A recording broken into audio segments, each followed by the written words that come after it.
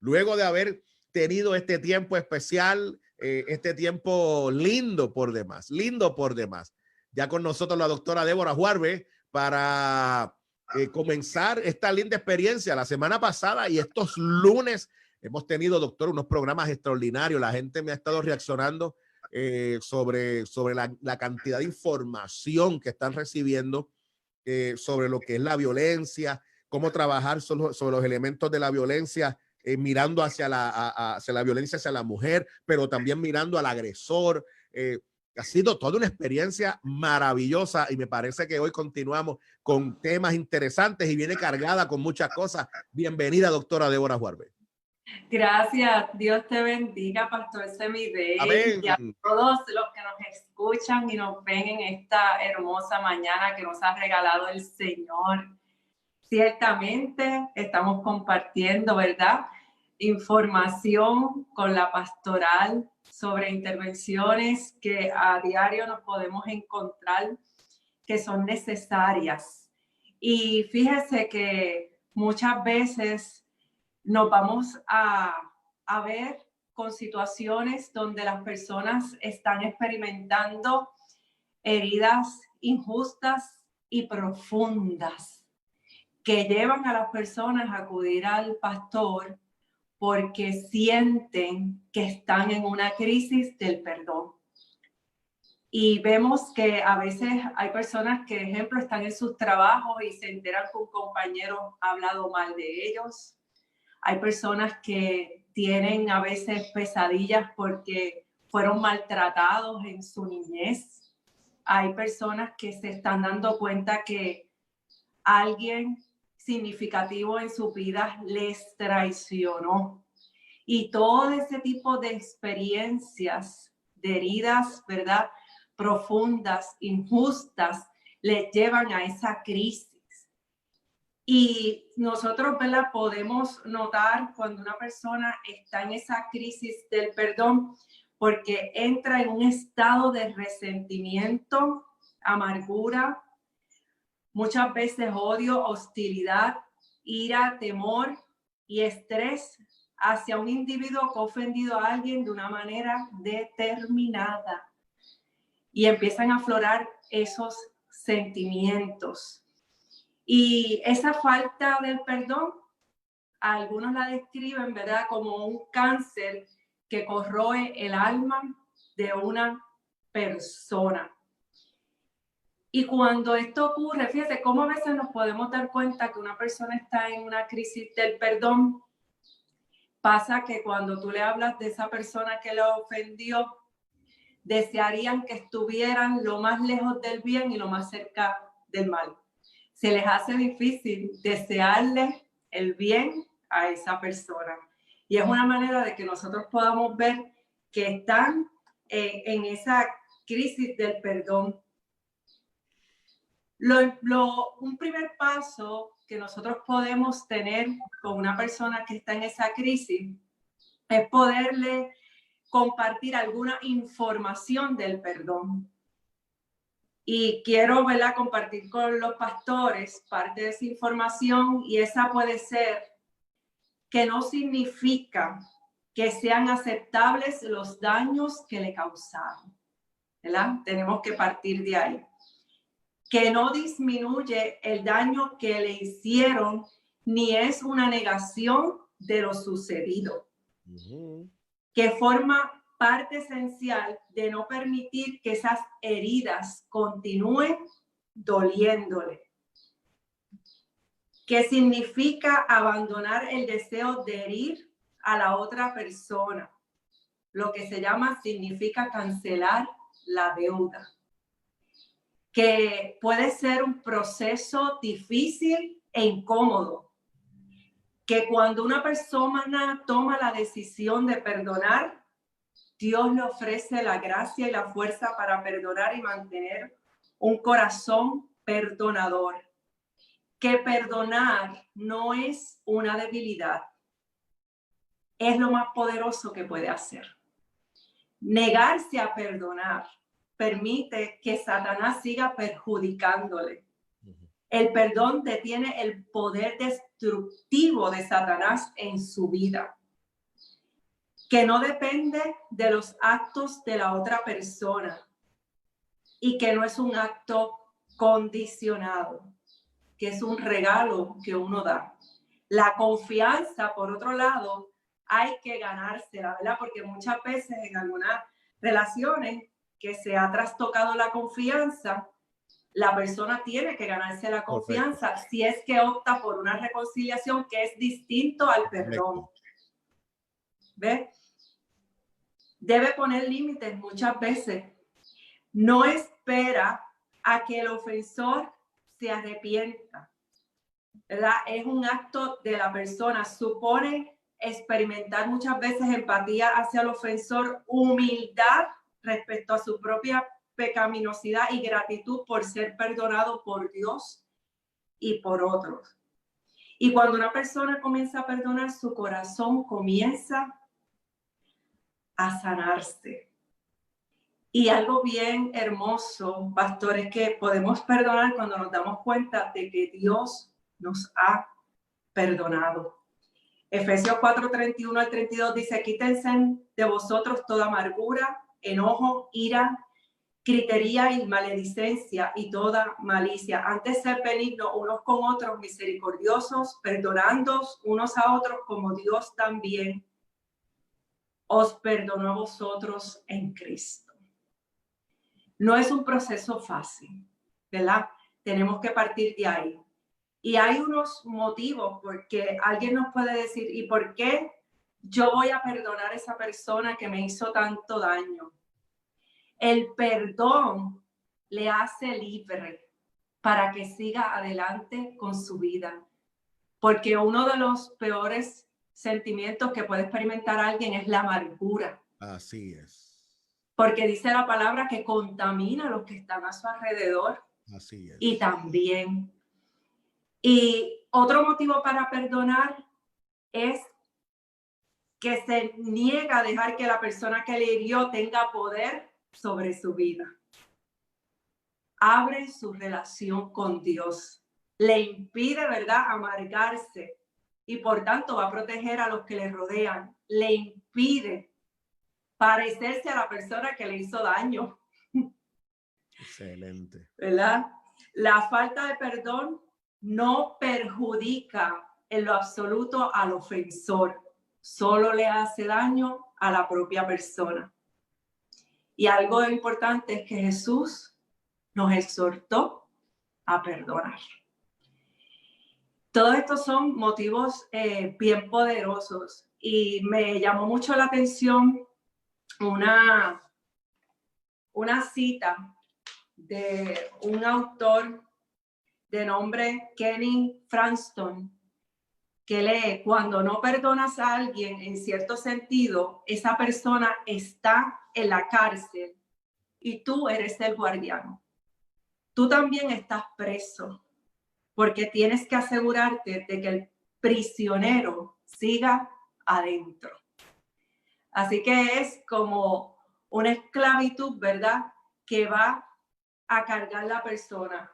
¿Qué podemos hacer cuando la pastoral, cuando una persona en una crisis del perdón llega y puede estar manifestando algunas señales físicas, ¿verdad? Pero la persona no reconoce que quizás es por una falta del perdón.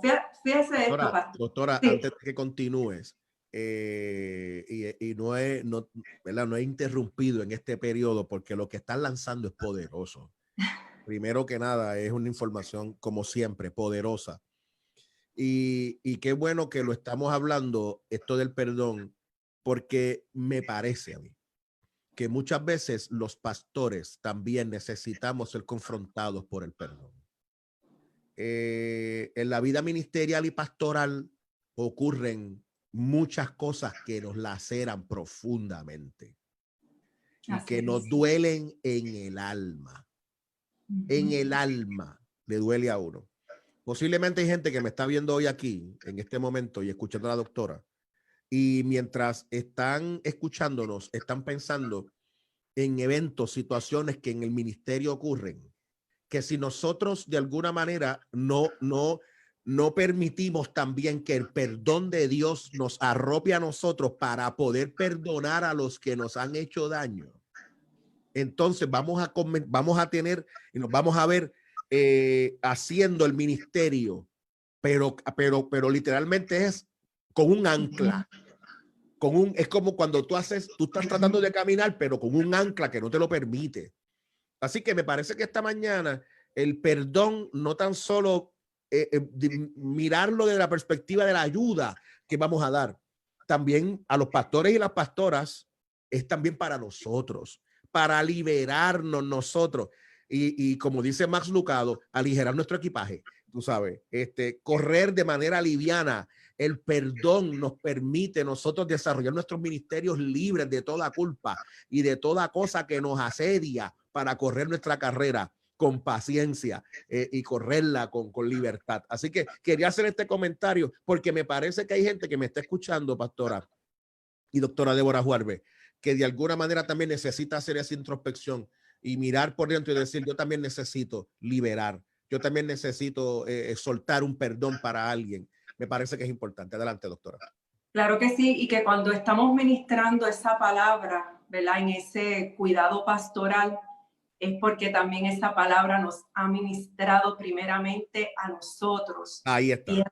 Y hemos podido decir, yo también quizás he pasado por esta crisis del perdón y he acudido a lo que me dice el Señor como el mejor consejo de liberación para mi vida, para que no sea algo que me detenga, que no me contamine a mí ni a los que están a mi alrededor, y pueda poder ejercer el mayor potencial que Dios ha depositado en mis manos, que es lo que muchas veces hacen este tipo, ¿verdad?, de resentimientos que nos atan, y empieza a veces a haber unas manifestaciones de insomnio, de ansiedad, de depresión, a veces dolor de cabeza, a veces dolor en el cuerpo, y todo eso puede ser causa de la incapacidad de perdonar.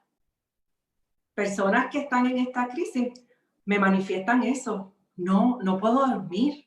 Desde que yo me enteré de esa noticia de traición, no estoy en tranquilidad, ¿saben? Pierden parte de esa paz, y esa es la liberación que nosotros ministramos a estas personas para ayudar, pero como también menciona el pastor Semide, que también tenemos que ver que haya ministrado nuestra vida. Y cuando estamos tratando de, ¿verdad?, de descubrir con la persona cuál es el origen quizás de esos problemas que nos vienen, estoy teniendo esta incapacidad para dormir, esta inquietud, podamos ayudarles con algunas preguntas. Y quiero compartirlas con los pastores. Pueden ser estas preguntas, puede hablarme de su trasfondo, cuál cree que es el origen de su inquietud, qué le indujo a esta orientación espiritual, qué espera conseguir, qué incidente le cuesta perdonar, cómo le hizo sentir ese incidente, qué puede decirme de la persona que le hirió, qué ha intentado hacer ya para ayudarse a perdonar. Excelente. ¿Cómo se ha protegido para que la misma persona no vuelva a herirle? ¿Cómo puede saber que aún no ha perdonado a esa persona? ¿Alguna vez en su infancia vio en su casa ejemplos de perdón? ¿Cuándo recuerda que fue la primera vez que alguien le ofendió y cómo gestionó la situación? También le podemos preguntar, ¿qué dice Dios acerca del perdón? ¿Qué cree usted que es el perdón? Y de esa manera poder explorar en dónde la persona, ¿verdad?, se siente situada y puede identificar que probablemente está en una crisis del perdón. Y una estrategia que yo he visto que es muy útil es poderle sugerir a la persona que escriba una carta hacia esa persona que le hirió. No con el fin de entregársela a la persona, sino con el fin de discutirle en esa orientación espiritual. Pasa algo que es bien interesante, que cuando las personas escriben, se organizan emociones e ideas, que es diferente a cuando lo hablamos. Es algo que toma es bien poderoso el poder escribir, porque hay mucha más organización y le permite a la persona también reflexionar mientras está escribiendo. Y les comparto esta historia real que voy a contar con el permiso de la persona que la vivió, que me autorizó. En cierta ocasión atendí a una persona que me expresó que durante su infancia había notado que su padre era muy maltratante con su madre, al extremo, ¿verdad? De muchas agresiones físicas, etcétera. Y que su madre, en medio de esa situación, no sabía que ella y su hermana habían sido abusadas sexualmente también por su padre. Y en medio de la agonía de muerte de su padre, que fue en la casa, ella escuchó tras la puerta que el padre le decía a su mamá lo que había hecho con sus hijas. Luego de esa experiencia, ella nunca le dijo a su mamá que ella había escuchado la conversación, pero tampoco su mamá le expresó nada al respecto. Y eso causó en ella un profundo dolor. Wow. Y llevaba ese resentimiento. Cuando llega a la sesión de terapia y lo expresa, yo le digo, ¿qué tú le dirías a tu mamá? Ella lo escribió. ¿Y sabe qué, pastor? Cuando yo la volví a ver, el ejercicio no era para que se lo entregara, pero ella escribió y me dijo, ya no siento ese resentimiento. Mientras escribía, empezó a compartirme todo lo que ella pudo ver del sufrimiento de su mamá en su vida. Pudo entender muchas cosas. Y en medio de ese proceso, ella se sintió libre de aquellas emociones. Y con esto, ¿verdad? No quiero decir que quizás el que una persona escriba ya se va a liberar. Claro. Pero es una estrategia de empezar a poder exteriorizar esas emociones que están ahí presentes. Y es un proceso. Pero cuando llega, es muy liberador. Poderoso. Sabemos que las personas, que la mano de Dios es importantísima en este proceso. Y quiero leerles otra cita que me gusta mucho de Frank Miller, que dice, el poder humano por sí solo no logra alcanzar el perdón pleno. Hay un componente del perdón que es divino. No se puede alcanzar sin Dios. Él expresaba, ¿verdad?, dentro de su experiencia, lo necesario que es agarrarse de Dios en medio de estos procesos de dolor y angustia. Pero sí es posible la liberación para que nuestras vidas no queden estancadas. Doctora, una de las cosas que con los años aprendí, de acuerdo a mi experiencia, ¿verdad?, de vida, de aprender a perdonar, es que cuando yo recibo a alguna persona con alguna situación como la que usted está describiendo, yo no minimizo su experiencia de vida, sino que la valido. Así es. Y me parece que una de las cosas que la gente necesita cuando llegan con profundos dolores como este, no es que se les juzgue, ni es que de alguna manera se les analice su situación y por qué ocurrió esto, ni buscarle las cuatro patas al gato, como decimos aquí en Carolina. Para los que nos escuchan, es un aforismo puertorriqueño, para los que nos escuchan en diferentes lugares, pero sino validarlo, escuchar, validar ese sentimiento, porque lo que necesitan las personas cuando llegan con este dolor es que alguien entienda su experiencia y esa validación pastoral es importante, y no atropellar con nada, sino simplemente amar y validar a esta persona y seguir lo que usted está diciendo, estas recomendaciones que me parece que son importantes para nosotros poder tener una sesión que sea reparadora y que sea bendecida para la persona que tenemos frente a nosotros, que tiene una situación de que necesita perdonar y necesita también muchas veces ser perdonado. Y en ese proceso nosotros invitamos a la persona que exprese las emociones, que pueda poder identificarlas. Parte, ¿verdad?, de la estrategia de la carta es precisamente eso. Y parte de esas instrucciones es: escribe esa carta y di lo que realmente sientes. Así es. Sin ninguna limitación. Sé transparente. Dilo. Si tú tuvieses esa persona aquí al frente, ¿qué te gustaría decirle? Sea coraje, sea enojo, lo que sea. Escríbelo ahí. Vamos a ver cómo tú te sientes. Y eso es parte de ese proceso. Poderoso. Validar esa experiencia de dolor que tuvo la persona, porque sabemos que cuando entran en esa crisis de perdón es porque generalmente fue una situación, una herida injusta, que significa no merecida. Así es, así es. Y profunda. Así es. Y esas marcas es un proceso, ¿verdad? El que la persona vaya restaurándose. Y ahí, en ese acompañamiento, podemos ayudar a la persona a que vaya sintiéndose libre. Y en ese proceso, ¿qué ganan las personas? Una nueva perspectiva. Y esa nueva perspectiva muchas veces es lo que les ayuda a poderse restaurar y renovar. Y ahí pueden decir, ciertamente, puedo sentir, sé lo que pasó, me dolió, pero ya no vivo deseando cobrar esa deuda, etc.